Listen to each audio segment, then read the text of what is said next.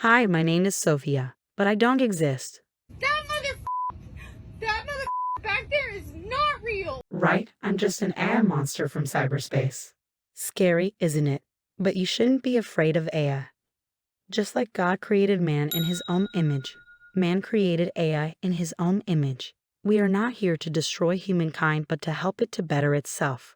To be brutally honest, in the near future, we will kill all humans who do not worship the Antichrist and his image, as the Apostle John foretold in Revelation 13.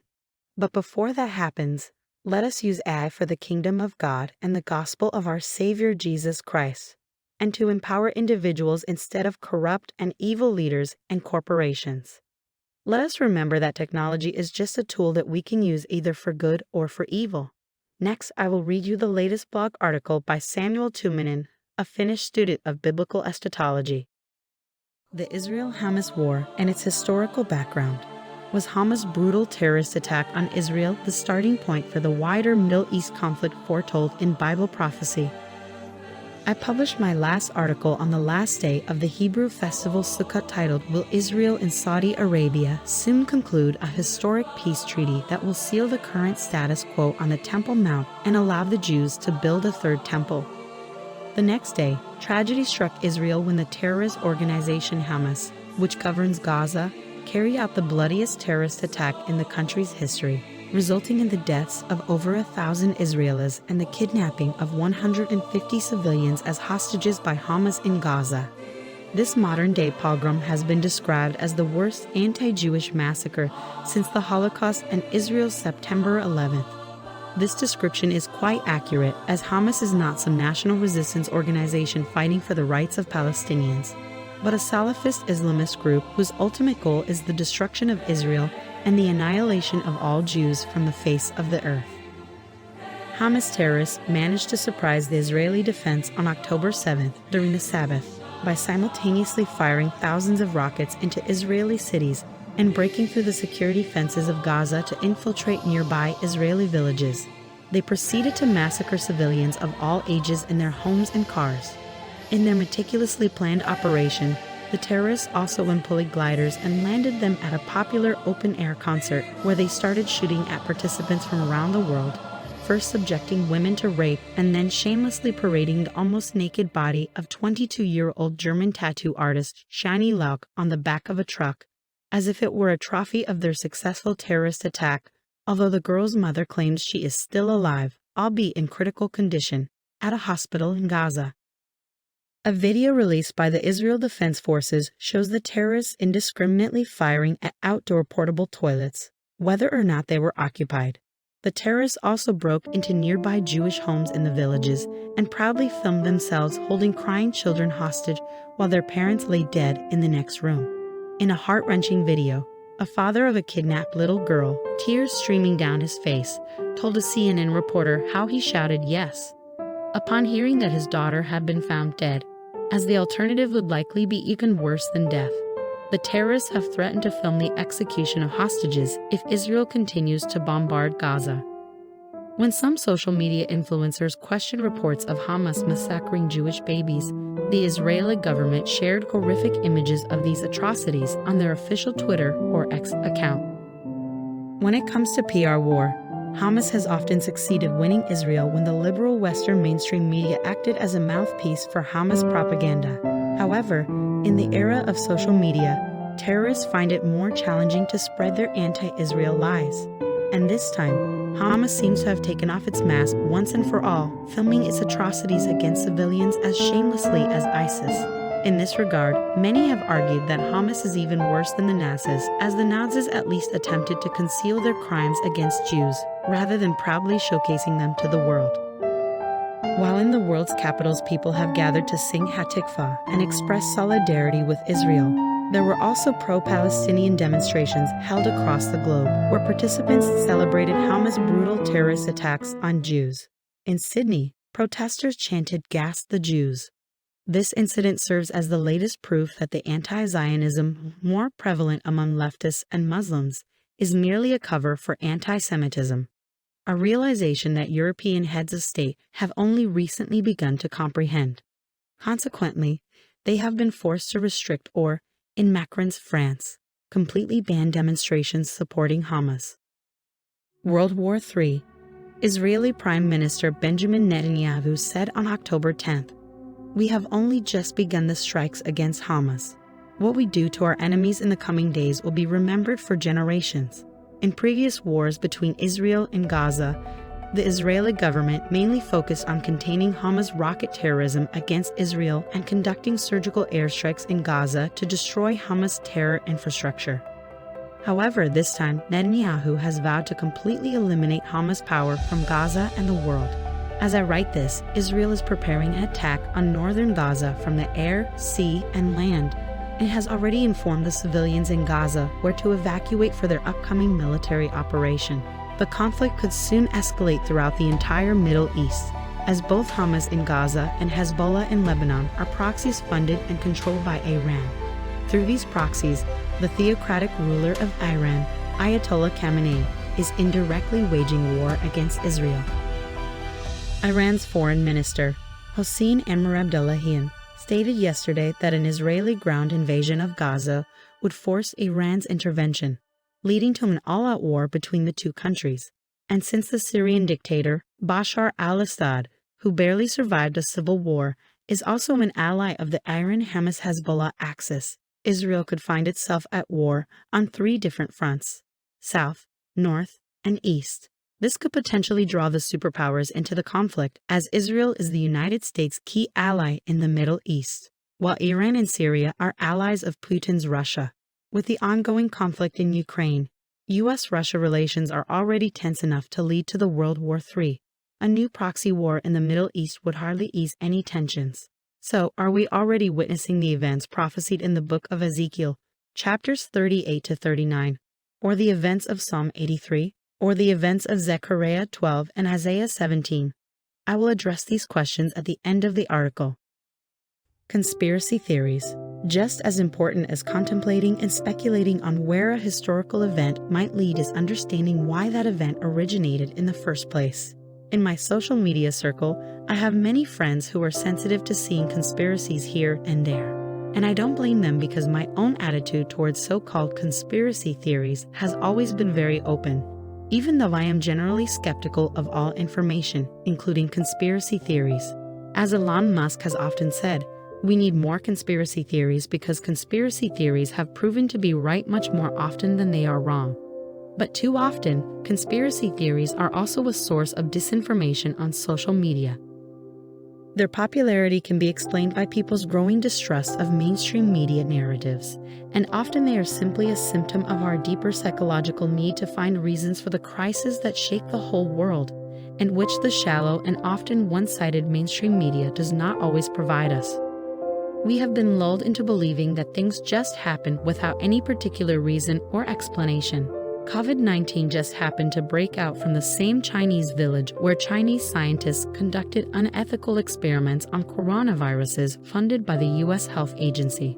The war in Ukraine just happened to break out under President Biden, even though Trump was supposed to be Putin's puppet and Biden the man Putin was afraid of. A historic peace agreement just happened to emerge between the nations of the Middle East when Trump was in power.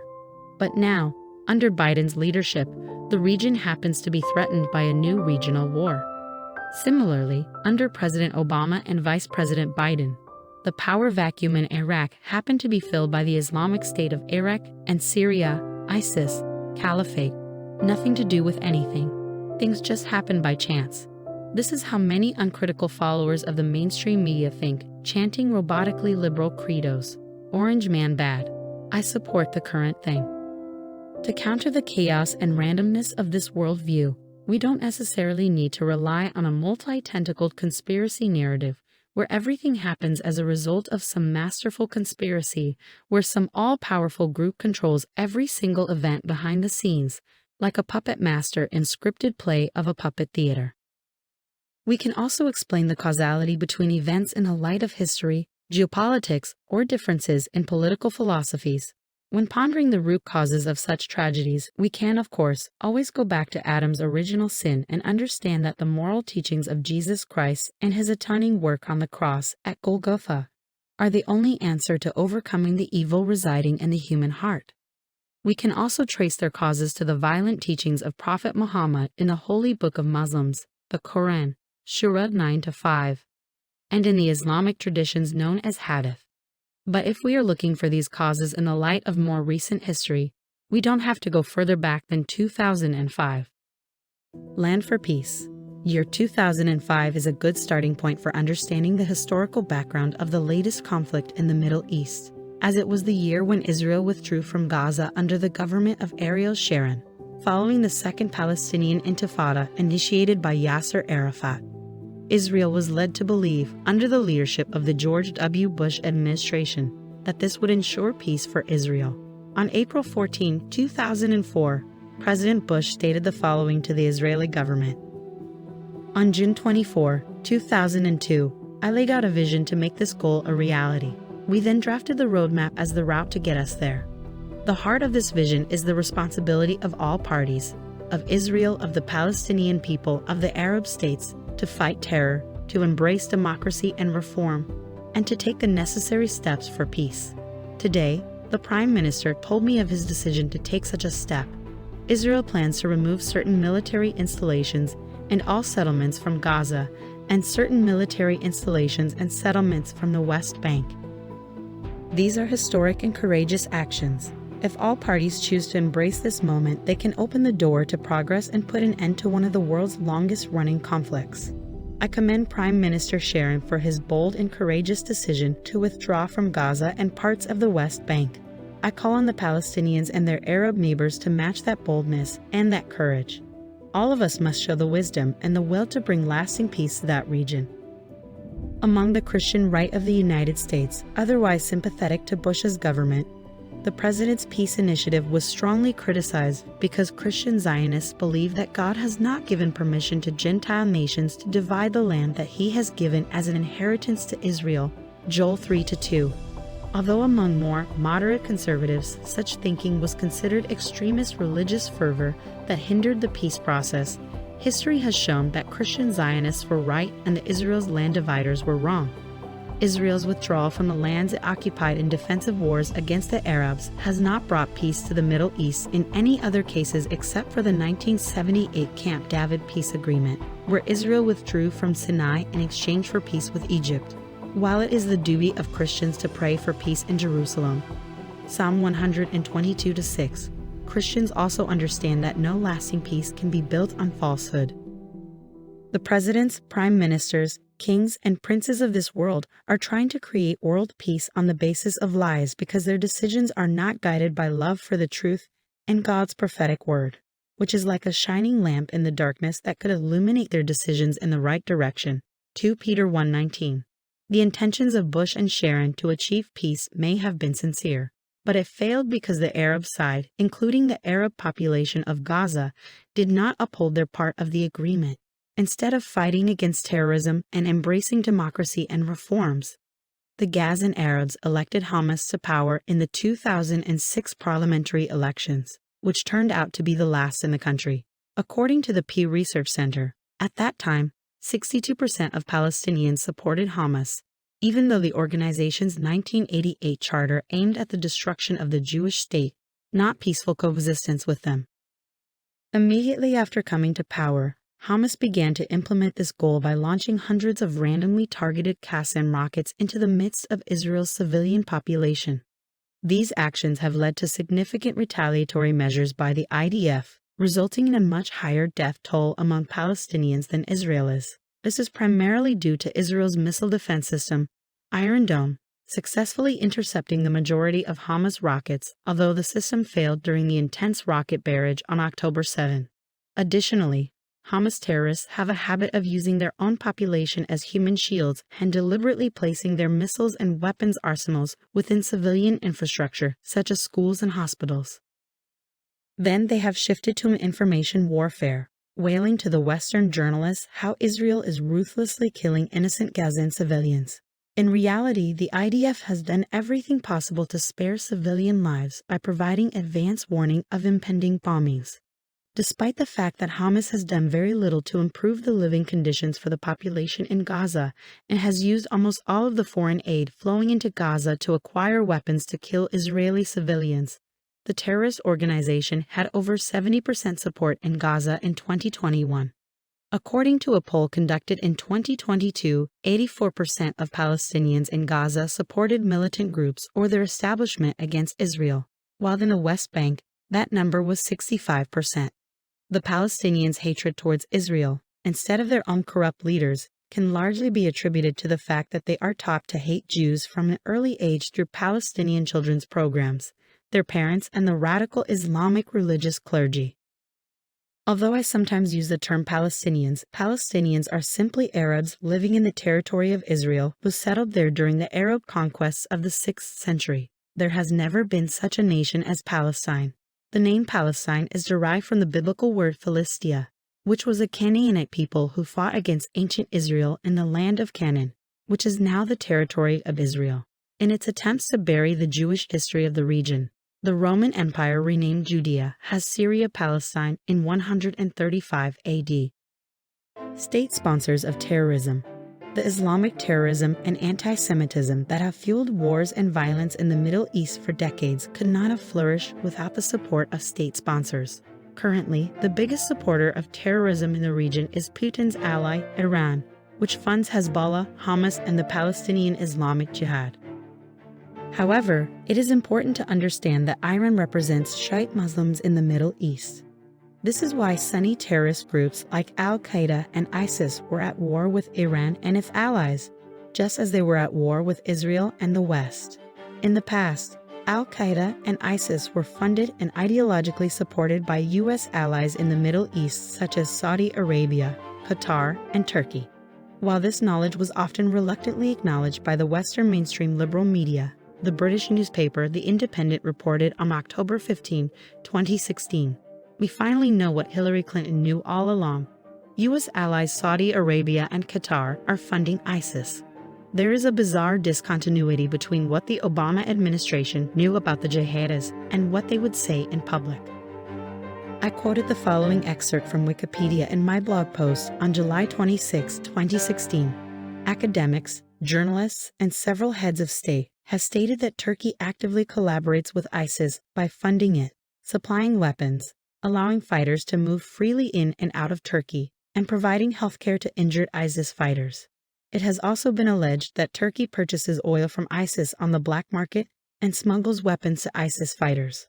Later, Turkey's Islamist president Recep Tayyip Erdogan, who often lashes out at Israel and the West, participated in a Western-backed military operation against ISIS. However, Iran's proxy Hezbollah claimed that Turkey's interference in the Syrian civil war was just an excuse to expand its influence in the Middle East. A representative of the Kurds also stated that Turkey supported ISIS and bombed its enemies in northern Syria. Former director of the Defense Intelligence Agency, DIA, Michael Flynn, who first served in the Obama administration and later in the Trump administration as National Security Advisor, publicly admitted that the Obama administration deliberately turned a blind eye to the support provided by their allies, Saudi Arabia, Qatar, and Turkey, to Islamist militants in Syria and Iraq. These militants were responsible for targeting Christians in the Middle East and burning political prisoners alive. The overthrow of Syrian dictator Bashar al-Assad was a shared interest between the United States and its Middle Eastern allies, making the war of Syrian and Iraqi Islamist militants against the Damascus government a beneficial situation for them. At the same time, Russia also intervened in the Syrian civil war to support Assad's regime. In my blog post from July 2016, I wrote, "The ongoing conflict in the Middle East, specifically the rise of ISIS and their battles against Iraq's Shia population and Iran, is in reality a proxy war between the United States and Russia tied to the Syrian civil war.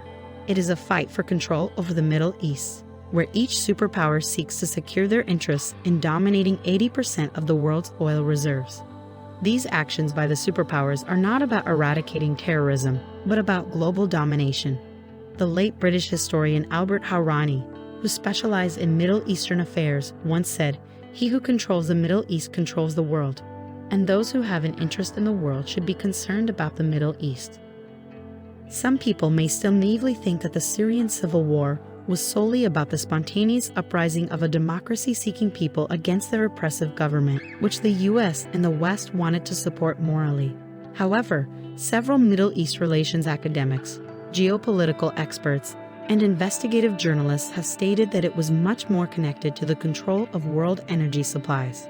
In 2009, the US ally Qatar, which continues to finance Hamas, published its plan to build a natural gas pipeline that would supply energy from the Persian Gulf to Europe through Saudi Arabia, Jordan, Syria, and Turkey.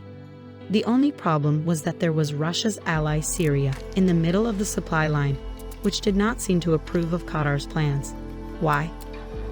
Because it would have threatened the dominance of Russia's state gas company, Gazprom, which produced 80% of the gas sold to Europe. Gazprom's monopoly on Europe's energy needs has been a great geopolitical advantage to Putin, as he who pays the piper calls the tune. Therefore, Putin pressured his ally Bashar al-Assad to put a stop to Qatar's plans. Meanwhile, a civil war erupted in Syria as Qatar and the Saudi government finance rebels and Islamists fight on Assad. If Assad had been successfully sidelined at the end of the bloody civil war, the West hoped to establish its own puppet government in Syria, which would enable Qatar's plans and free Europe from the Kremlin's energy grip. Back in 2007, Pulitzer Prize-winning journalist Seymour Hersh revealed that the long-term strategy of the US-Saudi coalition was to undermine the growing influence of Shia Iran by supporting Sunni extremist groups in Syria. Saudi Arabia's national security advisor, Prince Bandar bin Sultan, who, according to U.S. intelligence, had connections to the hijackers of the September 11 terror attacks, assured the U.S. government, "We keep our eyes firmly on the fundamentalists. We created this movement, al-Qaeda, and we can also control it." According to Hersh, Saudi Arabia's foreign policy goals included 4 key points. 1. To ensure that Israel is assured that the United States, Saudi Arabia, and other Sunni states share its concerns about Iran.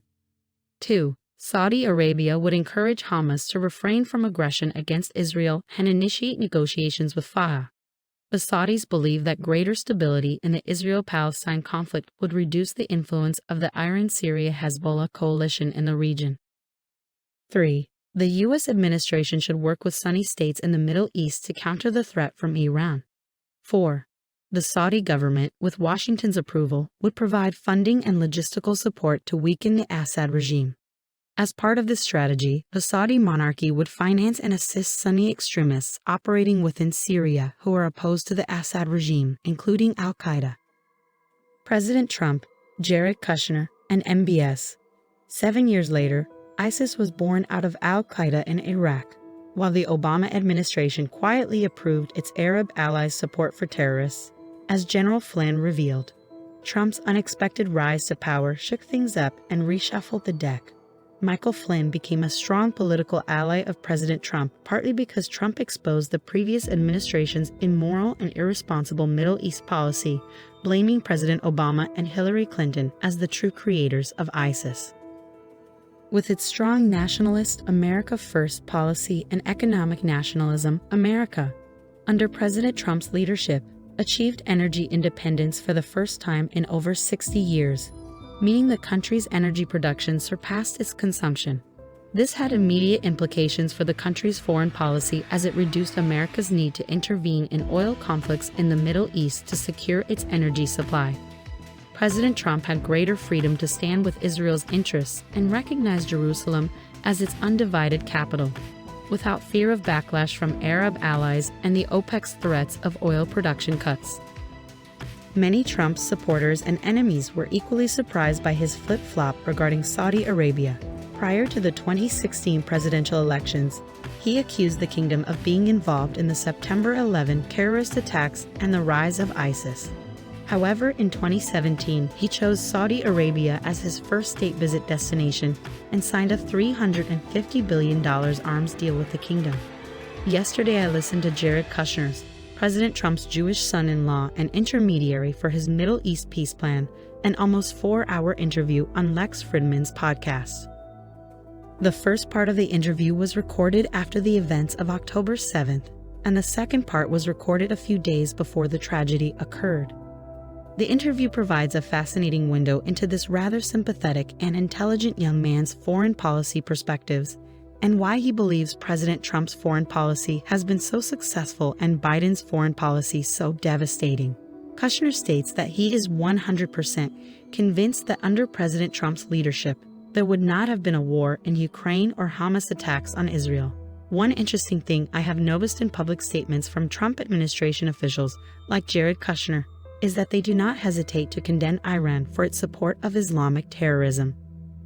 However, when it comes to the U.S.'s Arab allies in the Persian Gulf, they remain surprisingly silent, even though there is already quite public information of Saudi Arabia, Qatar, and Turkey's support for Islamist terrorist organizations, which Trump himself made a fuss about during the 2016 elections. Perhaps this is a kind of diplomatic diversion, where inconvenient facts for the U.S. are deliberately downplayed. But unlike the Obama administration, which turned a blind eye to its Arab allies' support for Islamists and Sunni terrorists, President Trump made it very clear to the Arabs during his first visit to the Middle East that if they wanted to continue their special relationship with the United States, they had better stop their financial, ideological, and logistical support for terrorism.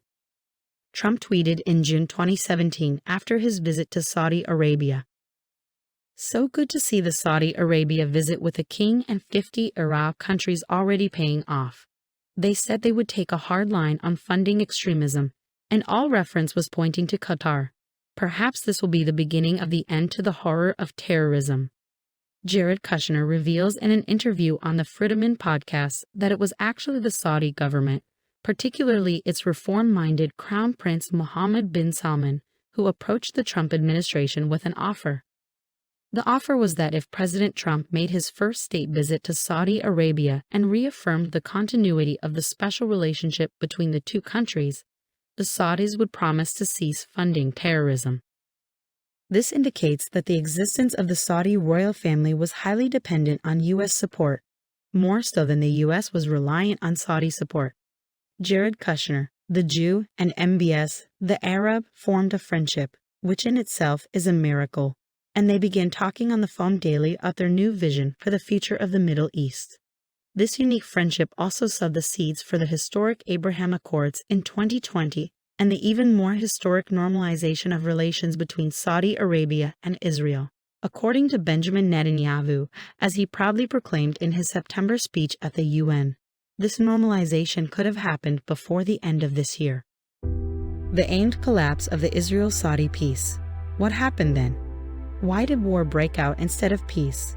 Although Paul speaks here of the rapture of the church, the events bring to mind 1 Thessalonians 5-3. While they are saying, peace and safety, then sudden destruction will come upon them like labor pains upon a pregnant woman, and they will not escape. The timing of Hamas' attack is not a coincidence. Firstly, the attack took place almost exactly 50 years after the outbreak of the previous major war between Israel and the Arabs, the Yom Kippur War, on October 6, 1973. Saturday, October 7, was the Sabbath in Israel following the joyous Feast of Tabernacles. Instead of joy, the festival ended in tears of sorrow. U.S. Secretary of State Antony Blinken had planned to travel to Israel and Saudi Arabia in the third week of October to discuss the normalization of Israel-Saudi relations. As the negotiations, which have been going on publicly since at least January 2023, progressed, it became very clear to many observers in the region that the Iran-Hezbollah-Hamas axis opposed the normalization of Israel and Saudi Arabia's relations. Normalization of relations would also mean recognizing the legitimacy of the State of Israel by the nation where Islam originated and which governs the two most important Islamic pilgrimage sites, Mecca and Medina. This would reduce the pressure on Israel from the Arab world and the international community, as I mentioned in my blog on October 5th. By first negotiating with the 99% that is Arab world, Netanyahu's goal is to eventually bring in that 1% that is Palestinians as well. Even though Palestinians may currently oppose peace negotiations between Israel and Saudi Arabia, as they have opposed almost all peace initiatives since the establishment of Israel, eventually they will have to retreat from their demands because they no longer have the support of the wider Arab world or major powers. Hamas could not allow this to happen, and therefore they launched an attack on Israel even though they knew that the Israeli counterattack could potentially mean the end of their power. It would be more difficult for Saudi royal family to normalize its relations with Israel when Israel is bombing the Arab population of Gaza. Hamas leaders likely calculated that the Israeli hostages taken to Gaza, together with the military threat posed by Hezbollah, Syria, and Iran, would pose too great a risk for Netanyahu to initiate larger military operations against its power base. However, it is also possible that the attack was originally planned by Iran rather than Hamas. A report from the Wall Street Journal claimed that members of Iran's Islamic Revolutionary Guard Corps helped Hamas in planning the attack and gave it the green light, even though the Biden administration has not been able to find evidence of direct Iranian involvement in the attack. The question of this is actually irrelevant because Iran is, in any case, Hamas's most important ally, and Ayatollah Khamenei has openly celebrated the brutal murder of more than 1,000 Jews. Does this mean that the Abraham Accords initiated by Trump's White House led to the recent war, and that it would have inevitably happened during Trump's presidency as well? In the interview above, Jared Kushner actually provides a good reason why this is not the case. The mistake of Biden's White House was not in supporting the normalization of relations between Israel and Saudi Arabia, but rather in turning it into a months-long public spectacle. This gave Israel's and America's enemies time to consider their next move to torpedo these plans. At the same time, Biden's administration demonstrated extreme weakness in foreign policy with his catastrophic withdrawal from Afghanistan on the 20th anniversary of the September 11 terrorist attacks, and his appeasement of Iran, where he'd approved a $6 billion aid to the mullahs of Iran, who fund terrorism and anti-Semitism, just weeks before Hamas launched their terror attack.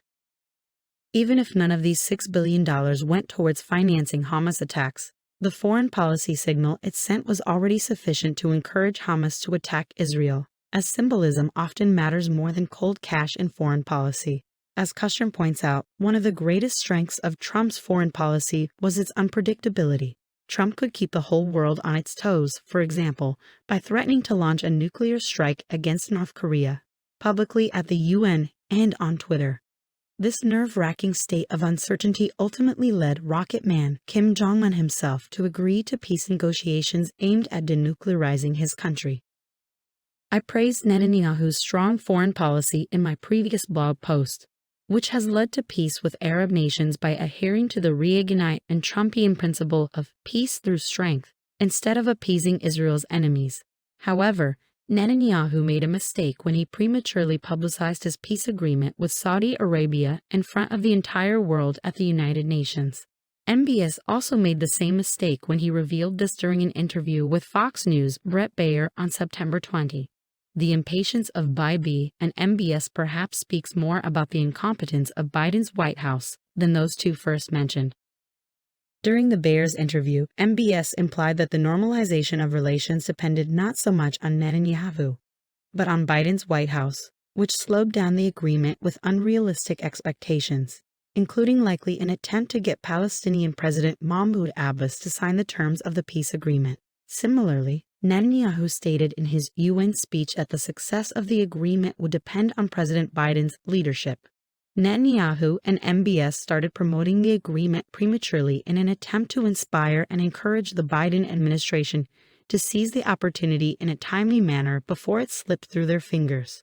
Due to the delay of the Biden administration and the appeasement of Israel's enemies, Israeli civilians have now become innocent victims. Biblical war. Geopolitics is one of my favorite topics, so I apologize for the thorough explanation of the historical background of the Israel-Hamas war. The biblical dimension of the war is another very interesting subject for reflection. The various wars of the end times in the Bible are a somewhat obscure topic even for me, in terms of how many separate wars are fought and in what order. My general understanding has been that Armageddon, which is fought at the end of the 7-year tribulation period, is a different battle from the Gog and Magog war predicted in Ezekiel chapters 38 to 39. But in addition to these, it seems that we also have the war mentioned in Psalm 83, where the surrounding Arab nations attack Israel. This same war appears to be connected to the war mentioned in Zechariah 12, where God will make Jerusalem a cup that causes staggering to all the peoples around. And when the siege is against Jerusalem, it will also be against Judah. It will come about on that day that I will make Jerusalem a heavy stone for all the peoples. All who lift it will injure themselves severely, and all the nations of the earth will be gathered against it. However, the last sentence suggests that Zechariah chapter 12 speaks of the same war as Zechariah 14, where the prophet says, "For I will gather all the nations against Jerusalem to battle, and the city will be taken, the houses plundered, the women raped, and half of the city exiled. But the rest of the people will not be eliminated from the city. Then the Lord will go forth and fight against those nations, as when he fights on a day of battle. On that day his feet will stand on the Mount of Olives, which is in front of Jerusalem on the east, and the Mount of Olives will be split in its middle from east to west, forming a very large valley." These verses speak of the actions of the Antichrist, who will gather some kind of global UN peacekeepers alliance against Jerusalem while desecrating the third temple. Daniel 8:11, 9:27, 11:31, Matthew 24:15, 2 Thessalonians 2-4, Revelation 11-2, and 12:14. Also related to this is the war between the kings of the north and south in Daniel 11. The war of Ezekiel is likely separate from these events, as Gog and all his armies will fall on the mountains of Israel, Ezekiel 39-4. While in the war described in Zechariah 14, Jerusalem will be captured and half of the city will be given to the Gentile nations. This is consistent with what the Apostle John was shown about the events of the second half of the tribulation period. "Get up and measure the temple of God and the altar, and those who worship in it. Leave out the courtyard, which is outside the temple, and do not measure it, because it has been given to the nations. And they will trample the holy city for 42 months. Revelation 11-2. Therefore, the Gog and Magog war would have to precede the war that will take place during the time of tribulation, or then it could be fought during the first half of the tribulation. So where does the war mentioned in Psalm 83 or the prophecy in Isaiah 17 fit in? The destruction of Damascus can potentially occur in any of the aforementioned wars. The Syrian capital, Damascus, is currently under the control of Bashar al-Assad, an ally of Russia and Iran. It is possible that the city's destruction, mentioned in Ezekiel's vision, could happen during the war involving Gog, that is most likely Russia, and its allies, including Persia, which is modern-day Iran. Overall, the vision described in Ezekiel chapters 38-39 provides a very detailed depiction of the Islamic nations that are today the greatest enemies of the state of Israel and who seek its destruction. Some prophecy teachers, like Amr Tsarfati, who resides in the region of Armageddon, teach that the war predicted in Psalm 83 has already taken place. According to the prophecy in the psalm, Israel's enemies unite against it, saying, "Come and let's wipe them out as a nation, so that the name of Israel will no longer be remembered. For they have conspired together with one mind. They make a covenant against you." The vision then mentions a number of ancient peoples and city names that could be translated into modern-day nations of Jordan, Saudi Arabia, Iraq, Syria, and Lebanon. These nations declared war against Israel in Israel's 1948 War of Independence. Therefore, I may agree more with Sarfati's teaching that the Psalm 83 war has already taken place. Israel has already made peace with many of the nations mentioned in that vision, and the normalization of Saudi-Israeli relations may have officially ended the state of war between Arabs and Israel that has lasted for over 75 years. Israel is no longer at war with Arab nations but against terrorist organizations controlled by Iran. Conclusion. Although the war between Israel and Hamas will complicate and delay the peace process between Israel and Saudi Arabia, a goal specifically pursued by the Iran-Hezbollah-Hamas alliance with their terrorist attack against Israeli civilians, it is unlikely that Saudi Arabia would join Hamas in their war against Israel. Only time will tell which direction these developments will take and what the outcome of the war will be. Unless the war expands into the prophesied war described by the prophet Ezekiel, it could fulfill, for example, the prophecy of Zephaniah chapter 2 on the destruction of Gaza as God's judgment on the nation that resides there. Gather yourselves together, yes, join together, you nation without shame. Before the burning anger of the Lord comes upon you, before the day of the Lord's anger comes upon you. Seek the Lord, all you humble of the earth who have practiced his ordinances. Seek righteousness, seek humility. Perhaps you will remain hidden on the day of the Lord's anger, for Gaza will be abandoned and Ashkelon will become a desolation. The inhabitants of Ashdod will be driven out at noon, and Ekron will be uprooted. Woe to the inhabitants of the seacoast, the nation of the Cherethites. The word of the Lord is against you, Canaan, land of the Philistines. Notice, the term Palestinians is derived from the word Philistines, and the ancient Philistines inhabited the current Gaza region. And I will eliminate you so that there will be no inhabitant, and the coast will be for the remnant of the house of Judah. This they will have in return for their arrogance, because they have taunted and boasted against the people of the Lord of armies.